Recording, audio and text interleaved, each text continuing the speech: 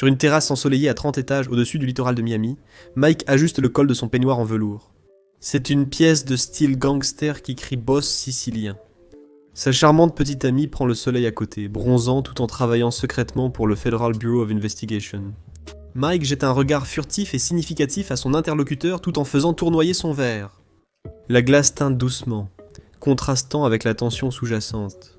Chaque mouvement, chaque détail de cette scène sur le toit doit être impeccable. Les enjeux ne pourraient pas être plus élevés. Manuel Guzman entre dans la pièce, dégageant la confiance tranquille d'un homme lié à El Chapo Guzman lui-même, le baron de la drogue le plus recherché du monde. Les yeux de Manuel scrutent les lieux, admirant le paysage et examinant minutieusement l'installation de Mike. Il est ici pour juger, pour décider si ce mafioso est vraiment authentique. Mais il y a un problème évident. Mike n'est pas de Palerme, il est de Philly, et il ne parle pas un mot d'italien. Et pourtant, il est ici en train d'essayer de persuader le bras droit d'El Chapo d'accepter un accord qui pourrait changer le commerce de la drogue pour toujours. Comment cela va-t-il se dérouler ?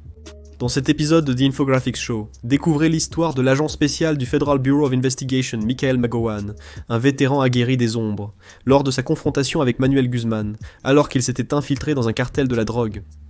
Pendant des décennies, il avait infiltré la mafia italienne, les syndicats russes, les gangs de motards et les syndicats corrompus, naviguant dans le crime organisé. Mike était le meilleur dans le métier, l'un des rares membres des forces de l'ordre qui prospéraient sous couverture, au plus profond des gangs les plus dangereux du monde. Environ 10% des agents du Federal Bureau of Investigation vont travailler sous couverture à un moment donné de leur carrière, mais seuls quelques élus consacrent des années, voire des décennies, à vivre une double vie. Mike l'a fait pendant 30 ans, démantelant certains des plus grands noms du crime, souvent au grand risque de sa propre vie. Dans les années 80, Mike, un flic armé enquêtant sur un braquage de banque, s'est vu proposer par un agent du Federal Bureau of Investigation de rejoindre l'agence. Mike avait une jeune famille, et il avait du mal à joindre les deux bouts. Le Federal Bureau of Investigation offrait le double du salaire. C'était une opportunité à ne pas manquer. Il a été directement plongé dans la fosse au lion sans formation, devant se faire passer pour un gangster dans les tristement célèbres Badlands de Philadelphie. À l'époque, les trafiquants de drogue transportaient fréquemment leurs marchandises dans des véhicules munis de cachettes secrètes ingénieusement camouflées. Mike a vu une opportunité et a proposé une idée audacieuse à ses supérieurs.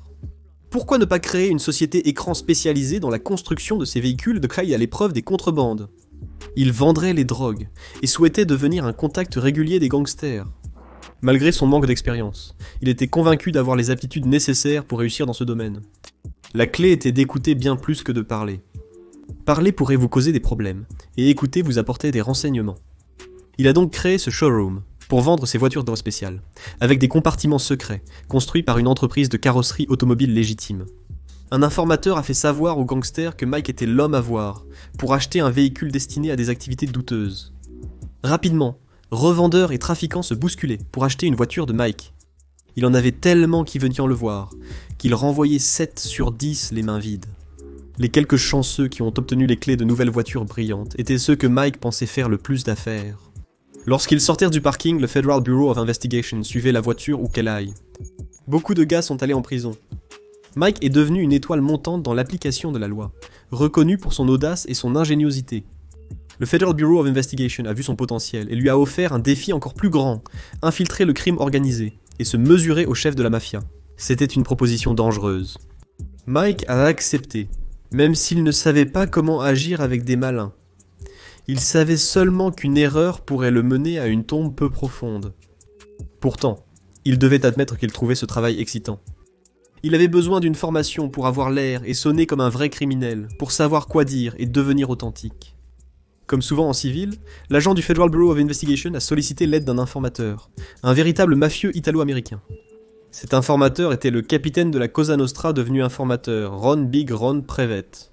Il avait fait 2 fois le tour du pâté de maison, débutant sa carrière à Philly comme flic très corrompu. C'était un ancien mercenaire qui a travaillé pour Joey Merlino, le chef de la mafia de Philadelphie.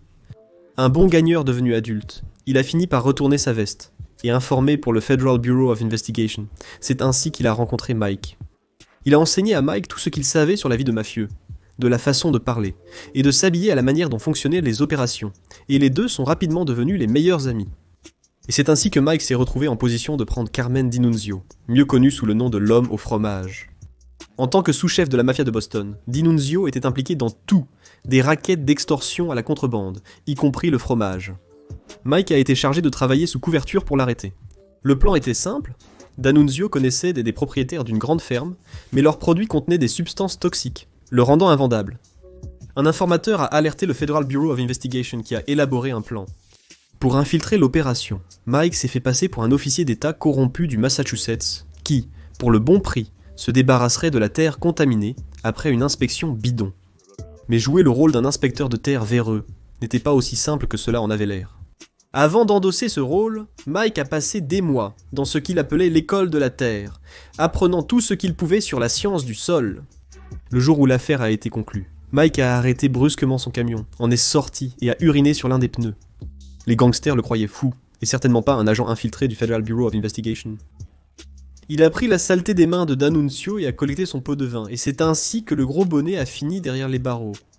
L'ensemble de l'affaire n'a pris que 6 mois, un temps relativement court pour une affaire sous couverture, impliquant l'arrestation d'un acteur majeur. Mais ce n'était pas toujours comme ça. Mike a joué le rôle risqué de chauffeur de la voiture de fuite lors d'un braquage de banque. Inconnu de l'équipe, le Federal Bureau of Investigation était déjà à la banque, prêt à déclencher le piège. L'affaire a été résolue rapidement, mais pas avant qu'un informateur ait aidé Mike à obtenir une place dans le gang en le proposant comme candidat pour le poste. Ce n'était pas toujours une partie de plaisir. Mike avait un jour infiltré la mafia de Boston quand le Federal Bureau of Investigation a reçu un appel indiquant que sa couverture était probablement grillée. Mike a convaincu le Federal Bureau of Investigation de le laisser continuer, mais à condition qu'il ne rencontre les mafieux que dans la rue avec des agents cachés à proximité. Quand Mike est arrivé pour la prochaine réunion, un mafieux lui a fait signe d'entrer dans leur club social habituel. Mike est entré dans une pièce, craignant pour sa vie. Assis à une table se trouvait le patron, Bobby Louisi. Il a dit à Mike qu'il devait discuter de quelque chose d'important au sous-sol. Des pensées ont traversé l'esprit de Mike, c'était tout. S'il courait, il serait probablement abattu, ou ruinerait une affaire longue et coûteuse. Quand ils sont descendus au sous-sol, plutôt que de sortir un pistolet, Louisi a dit qu'il voulait des envois plus importants de cocaïne que Mike avait déjà organisés. Louisi a été plus tard condamné pour trafic. Louisi a été interrogé plus tard sur cette journée dans le sous-sol. Il a dit qu'il pensait que Mike était suivi par le Federal Bureau of Investigation. Pas réellement le Federal Bureau of Investigation, donc il l'avait emmené là pour le protéger. Mike a plus tard reconnu que pénétrer dans ce bâtiment était une erreur de débutant qu'il n'aurait pas faite avec plus d'expérience. En infiltration, les erreurs peuvent être fatales, et vous êtes très chanceux si vous pouvez en tirer des leçons. Il était très expérimenté. Selon lui, les gangsters n'apprécient pas les étrangers, mais ils ne peuvent résister à des affaires très lucratives. Il a bâti sa carrière sur la cupidité. Il n'y avait personne de mieux que lui pour le travail d'infiltration dans tous les États-Unis, bien qu'il faille dire que sa gloire a été quelque peu ternie lorsqu'il a sympathisé avec un tueur en série. Mike et l'agent discutaient, et l'agent s'est assis accidentellement sur son téléphone. Le dernier numéro a sonné, le numéro du tueur, et Mike et l'agent parlaient de le mettre derrière les barreaux. Le tueur, qui a audacieusement défié le Federal Bureau of Investigation, court toujours. Malgré tous leurs efforts, le bureau n'a jamais réuni assez de preuves pour solidifier le dossier. Mais surtout, Mike était une star au sein du Federal Bureau of Investigation. Après avoir infiltré 3 familles au Canada, de la Cosa Nostra, il s'est attaqué aux Russes. Mais son plus grand accomplissement a été ce qu'il a fait à El Chapo. Mike approchait de la fin de sa carrière alors que Chapo devenait l'homme le plus recherché en Amérique, gagnant des milliards grâce à la drogue, et capable d'une violence extrême. Il se cachait dans les montagnes de Sinaloa, entouré de la puissance de feu d'une petite armée.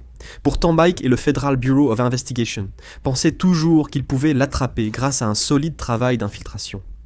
C'est là que Manuel et le chic condo de Miami sont entrés dans l'histoire. En 2010, Mike avait vieilli. Ses jours de jeu en tant que jeune trafiquant ambitieux étaient derrière lui. Chauve et grisonnant, il n'avait plus l'air d'un trafiquant en devenir. Au lieu de cela, il a dû endosser le rôle du grand patron, du chef. Comme toujours, le Federal Bureau of Investigation avait un homme à l'intérieur. L'informateur leur a dit qu'il pouvait obtenir à Mike une réunion avec les dirigeants du cartel de Sinaloa. Tout ce qu'il voulait en retour, c'était toutes les propriétés que le Federal Bureau of Investigation lui avait saisies. L'homme dont il parlait était El Chapo, donc naturellement le Federal Bureau of Investigation a accepté. L'informateur leur a dit que la dernière ambition de trafic d'El Chapo n'était pas de vendre des drogues aux États-Unis. Il projetait d'établir un pipeline du Mexique vers l'Europe, où la demande de cocaïne atteignait des sommets. Ce changement marquait une audacieuse expansion de son empire, et un nouveau défi dangereux pour les forces de l'ordre.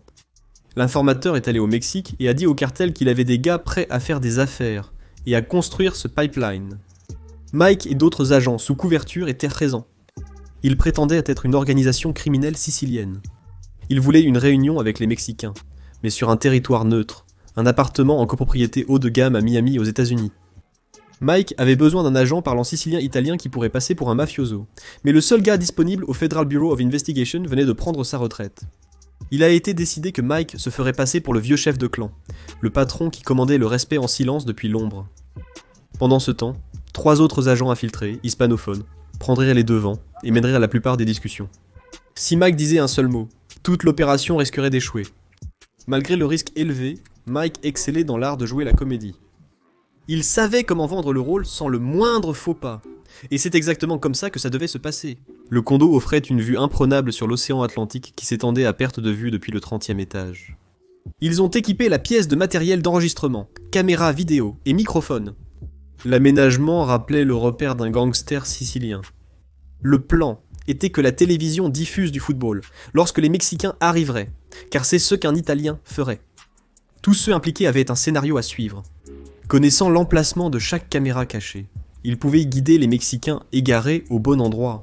Tout cela ne signifierait rien si les Mexicains pendant les négociations n'étaient pas vus et entendus. L'un des agents devait être le maître des transports. Il pouvait se procurer de la contrebande partout dans le monde. Il connaissait tous les itinéraires et systèmes de transport en Europe. Il informerait donc les Mexicains sur la logistique. Il arborait également un look capturant l'esthétique de Miami avec des lunettes de soleil de créateur et une chemise colorée et légère. Antonio était responsable des ports européens. Lorsque les grandes expéditions de cocaïne traversent le monde, vous avez besoin de gars qui ont des amis dans les ports, où vous pouvez payer des gens pour fermer les yeux sur votre cargaison. En réalité, Antonio avait des liens avec la police dans ces ports. Le 3e gars était le subordonné fictif de Mike, Patricio, qui parlait couramment l'italien et l'espagnol. Le récit était que Mike vieillissait et envisageait de raccrocher ses gants. Patricio était le prochain sur la liste pour prendre le trône. L'histoire de couverture était solide. Mike faisait confiance à Patricio comme à un frère. Pendant la réunion, Patricio gérerait la discussion et rapporterait à Mike. La dynamique du patron assis en arrière-plan était importante, car c'est souvent ainsi que cela fonctionne. Les Mexicains devaient croire que les subordonnés de Mike étaient non seulement loyaux, mais aussi terrifiés à l'idée de le contrarier. S'ils avaient eu la moindre suspicion que Mike n'était pas l'homme en charge, ou pire, que son équipe ne le craignait pas, ils auraient tourné les talons et seraient rentrés directement à Sinaloa. Manuel Jesus Guzman, un parent de confiance, représentait El Chapo. Mike a envoyé un agent secret déguisé en mafieux sicilien pour le récupérer à l'aéroport de Miami. De retour au condo, l'ambiance était tendue mais agréable. Une surconfiance dans ces situations peut mener à des erreurs. Pendant que Manuel était en route, Mike est allé à la salle de bain et a décidé d'enfiler ce qu'il a qualifié de peignoir en velours violet tape à l'œil. On lui avait déjà donné un costume de 5000 $ à porter pour faire le rôle, mais il estimait que le peignoir était plus authentique pour un gangster italien riche et louche. Tout le monde a ri quand il est sorti de la salle de bain, mais au moins cela allait la calmer leurs nerfs. Manuel, vêtu d'un costume élégant et ressemblant à un homme d'affaires ordinaire, est entré dans la pièce.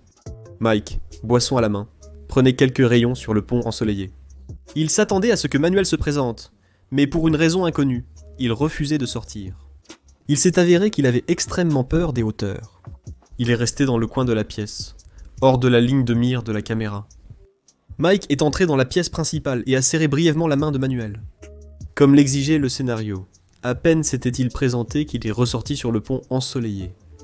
Patricio, le subordonné de Mike, a dit à Manuel que Mike n'était pas heureux. Il ne voulait négocier avec personne d'autre qu'El Chapo lui-même. Après tout, il était le chef d'une importante famille de la mafia italienne. C'était une insulte.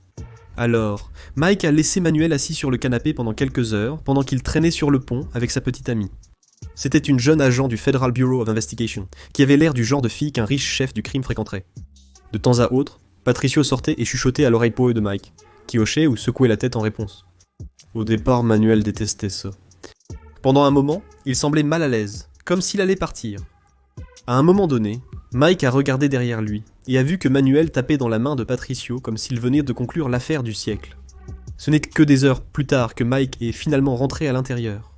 Malgré tout, il restait distant, évitant de s'adresser directement à Manuel. Au lieu de cela, Il comptait sur ses gars pour lui transmettre des informations à l'oreille, évidemment en italien, qu'il ne comprenait pas. Manuel a fait sa dernière proposition. Il commencerait avec 11 000 livres, et si tout se passait bien, beaucoup plus suivrait. Patricio s'est penché et a chuchoté la proposition à Mike. Mike a secoué la tête en silence. « Non !» a dit Patricio, « c'est trop pour le premier envoi. Trop de risques. Pourquoi Mike refuserait-il une énorme quantité de cocaïne qui pourrait envoyer les membres du cartel en prison pendant des années ?» La réponse était, il jouait simplement la carte de l'intelligence. Il se devait d'avoir l'air le plus authentique possible. Lors des négociations, la première offre est rarement acceptée, sinon Manuel aurait pu soupçonner un piège. Mike a dit qu'il mettait en place un système qui durerait de nombreuses années, alors pourquoi le pousser avant d'avoir testé son efficacité ? Une plus petite quantité convenait. Manuel, un homme issu du milieu agricole, était d'accord. Après des heures à la table des négociations et pas mal de verres, il s'amusait comme un fou, et il ne semblait pas vouloir partir.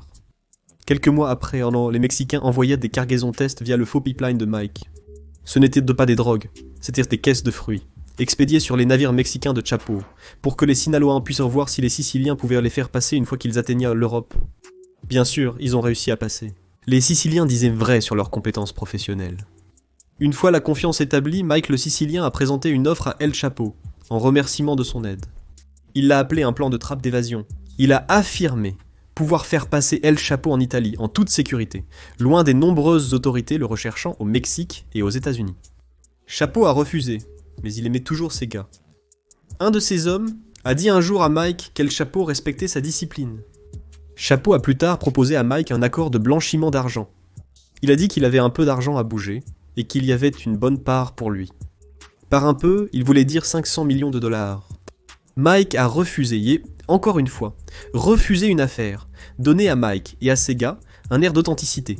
Et s'il s'était impliqué dans le blanchiment d'argent, cela aurait pu affecter négativement le dispositif de trafic, qui avait maintenant pris presque 3 ans et beaucoup d'argent des contribuables. Ce n'est qu'en 2012 que les gars de Chapo ont expédié environ 700 livres de cocaïne de première qualité, qui ont toutes été saisies par la police nationale espagnole, qui travaillait avec Mike et le Federal Bureau of Investigation. Cette saisie signifiait que Chapo et 8 membres de son conseil d'administration pourraient être inculpés aux États-Unis le moment venu. Lorsque Chapo a été arrêté au Mexique, le dossier de Mike était une des raisons de son extradition vers les États-Unis, où il reste aujourd'hui. Mais son héritage perdure. Sa famille et ses associés continuent d'alimenter le marché américain de la drogue, tandis que la consommation de cocaïne en Europe a atteint des sommets stupéfiants, bien au-delà de ce que quiconque imaginait en 2012. Quel pensez-vous a été le geste le plus audacieux de l'agent Mike McGowan pour faire tomber El Chapo ? Pensez-vous que vous auriez pu garder votre calme à la place de Mike ? Faites-le nous savoir dans les commentaires. Maintenant, vous devez regarder toutes les façons incroyables dont El Chapo s'est échappé de prison, ou jeter un œil aux méthodes de torture les plus brutales des cartels mexicains.